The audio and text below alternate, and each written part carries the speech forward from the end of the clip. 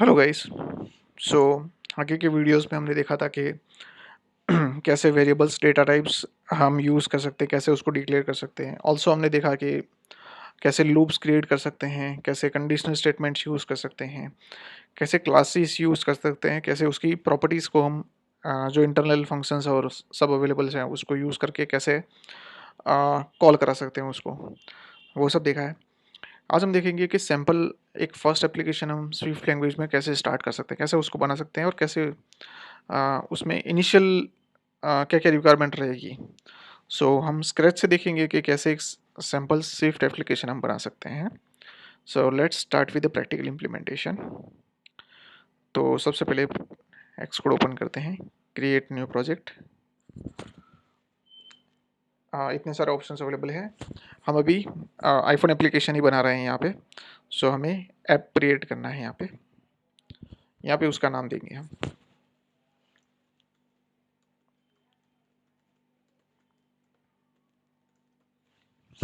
सो ये हमने उसका नाम दे दिया है। अब यहाँ पे पार्ट आता है कि हमें कौन सी लैंग्वेज चूज़ करनी है। जब भी आईफोन एप्लीकेशन बनाते हैं तो हमको वो ऑब्वियसली वो पूछेगा हर टाइम कि वो कौन से लैंग्वेज में हमको क्रिएट करना है। तो ये हम यहाँ पे स्विफ्ट लैंग्वेज स्टार्ट कर रहे हैं, तो स्विफ्ट लैंग्वेज में ही बनाएंगे। सो select that and after that next desktop पे स्टोर कर देते हैं। जैसे ही हमने स्विफ्ट लैंग्वेज में बनाया तो इसका जो पूरा कोड स्ट्रक्चर रहेगा स्टार्टिंग से लेके एंड तक, वो पूरा स्विफ्ट लैंग्वेज में रहेगा। ऑल्दो हम इसमें ऑब्जेक्टिव सी के क्लासेस या थर्ड पार्टी कोई फंक्शंस अवेलेबल है उसका यूज़ कर सकते हैं। उसके लिए हमको ब्रीजिंग हेडर क्रिएट करना पड़ेगा। सो अदर देन दैट इसमें कोई भी चेंज नहीं आएगा, सिंपली हम उसको क्रिएट कर सकते हैं। तो ये हमारा स्विफ्ट प्रोजेक्ट रेडी हो गया है। अब इसमें ये एक पेज बनाया हुआ है। फॉर एग्जांपल इसमें हमने एक पेज जो बनाया है, उस पेज के अंदर हमको कुछ डिक्लेरेशन करना है, कुछ एक्शन परफॉर्म करना है। तो वो कैसे करेंगे, तो हम ट्राई करेंगे कि कुछ बेसिक कंट्रोल्स क्रिएट करें उसके अंदर जो स्टोरी बोर्ड में पहले पहले उसका यूज़ करके भी।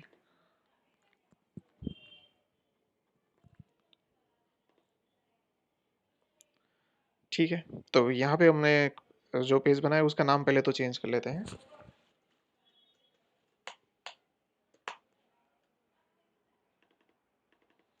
तो हमने इसका नाम होम पेज रख दिया है। अब जब भी हम उसका जो कंट्रोलर है उसका नाम चेंज करेंगे तो स्टोरी बोर्ड में भी उसका जो नाम है उसको चेंज करना पड़ेगा। तो यहाँ पे उसको कनेक्ट हम कर लेते हैं होम पेज से।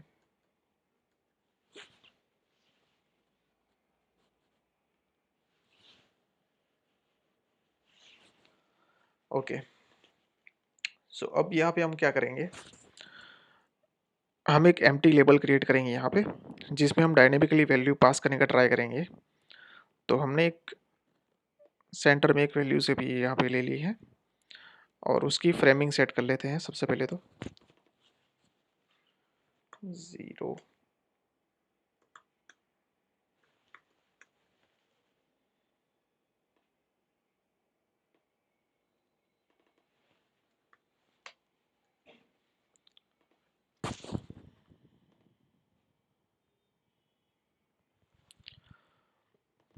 अभी इस इनिशियली इसमें कोई वैल्यूज नहीं रखेंगे, उसका बैकग्राउंड सेट कर देते हैं तो हमें आइडिया लगेगा लेबल की पोजिशनिंग एग्जैक्टली कहाँ पे है। तो हमने उसका लेबल दे दिया है। आ, उसके फ़ॉन्ट साइज बढ़ा देते हैं।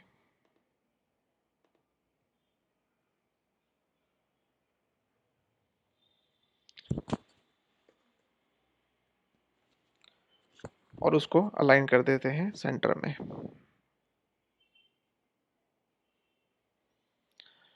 हमने प्रीव्यू चेक कर लिया है कि वो लेबल में कैसे वैल्यूज आ रही हैं।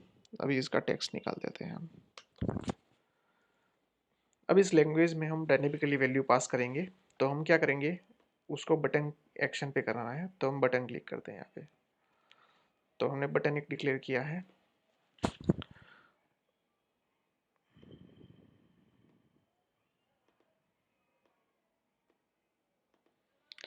अब उसका जो टाइप है वो हमको कस्टम रखना है यहाँ पे। तो हम अपने हिसाब से उसमें कोई भी चेंज करना हो तो कर सकते हैं। तो हम अभी इसमें उसको रेड कलर दे देते हैं।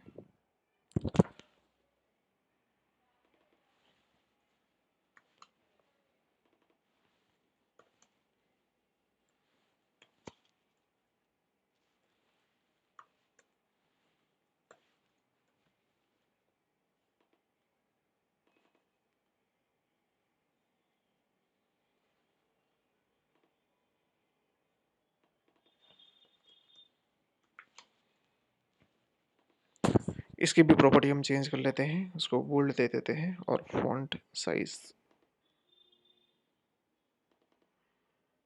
ओके। तो हमने लेबल और बटन सिंपली क्रिएट किया है। अब उसको कनेक्ट करना पड़ेगा होम पेज के साथ। हमें कोई भी एक्शन परफॉर्म करना है तो वो कैसे करेगा, हमें यहाँ पे कनेक्ट करना पड़ेगा उसको। तो हमने डिक्लेयर करना है यहाँ पे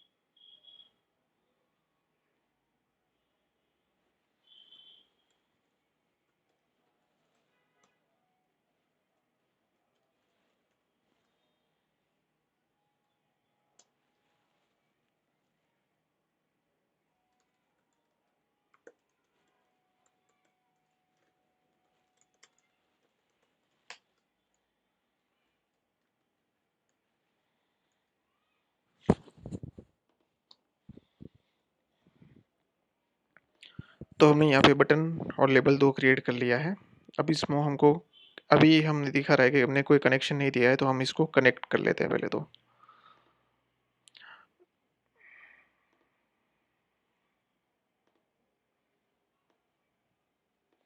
लेबल का नाम हमने दिया है LBL टाइटल, तो वो कनेक्ट हो गया है। बटन का नाम हमने दिया है बटन सबमिट, तो सबमिट हो गया है वहाँ पे। अब उस पे जो एक्शन लिखनी है वो तो है नहीं हमारे पास, तो वो कैसे करेंगे, IB action function name do submit. तो हमने उसका जो फंक्शन है वो भी क्रिएट कर लिया है, उसको यहाँ पे कनेक्ट करना पड़ेगा। हम उसमें टचअप इनसाइड यूज़ करके उसको कनेक्ट करेंगे। तो ये कनेक्ट हो गया है। अब इस पे हमें क्या करना है, बटन क्लिक पे डायरेक्टली कोई भी जो टाइटल अवेलेबल है उसके अंदर वैल्यू पास करनी है। तो वे वैल्यू कैसे पास करेंगे,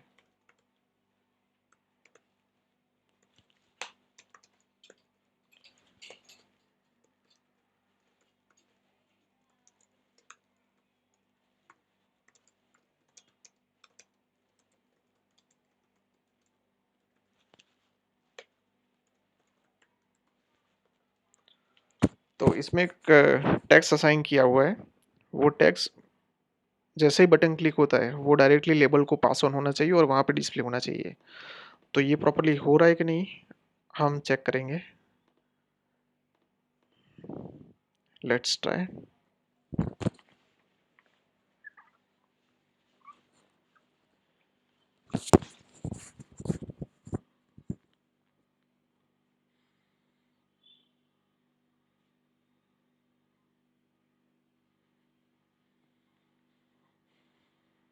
ओके, सो अभी इनिशियली लेबल एम्प्टी आ रहा है क्योंकि इसमें कोई वैल्यू है नहीं।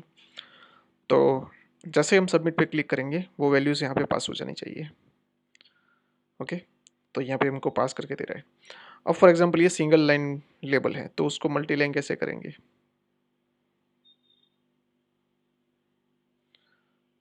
उसकी सबसे पहले हाइट बढ़ा देते हैं। अब उसके नंबर ऑफ लाइंस हम जितनी भी चाहे उतनी कर सकते हैं।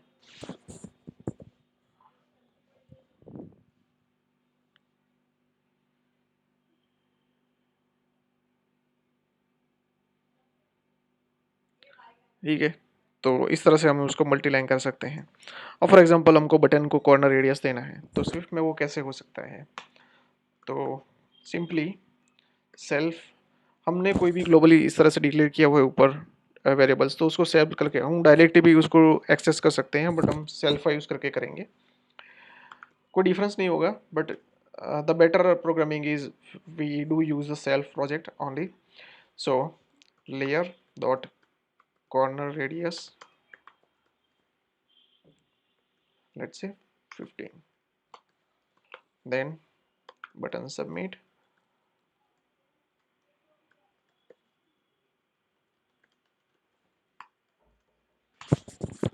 तो हमने उसको कॉर्नर रेडियस दे दिया है। Let's see if it works और not.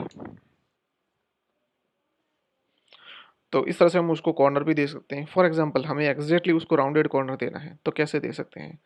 Let's check the height of the label और button. So 60 is the height of that. So अगर 30 उसको रेडियस देते हैं तो वो एग्जैक्टली कॉर्नर हो जाएगा।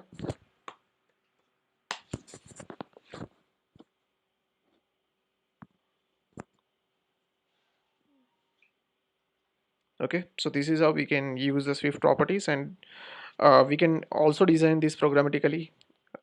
लेबल अगर डिक्लेयर करना है प्रोग्रामेटिकली तो भी हम कर सकते हैं यहाँ से, और जो भी ऑपरेशंस हमको परफॉर्म करने हैं यहाँ पे वो यहाँ से कर सकते हैं।